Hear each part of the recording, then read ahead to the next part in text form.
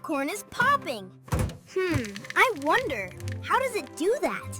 How does it go from tiny to fluffy? A popping good question, Shaurya. Why does it pop? Every question is an adventure. Let's look inside.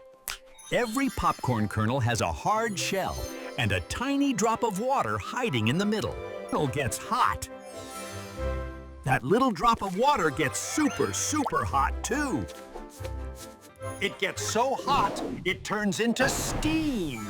And steam needs a lot of room. The steam pushes on the hard shell. Harder and harder. Like blowing up a balloon until the shell can't hold it anymore. And P-O-P! The fluffy white part is the soft inside, all puffed out with steam. And that is your delicious popcorn. Wow, so the tiny water drop boils, turns to steam, and P-O-P. I get it. Time to eat.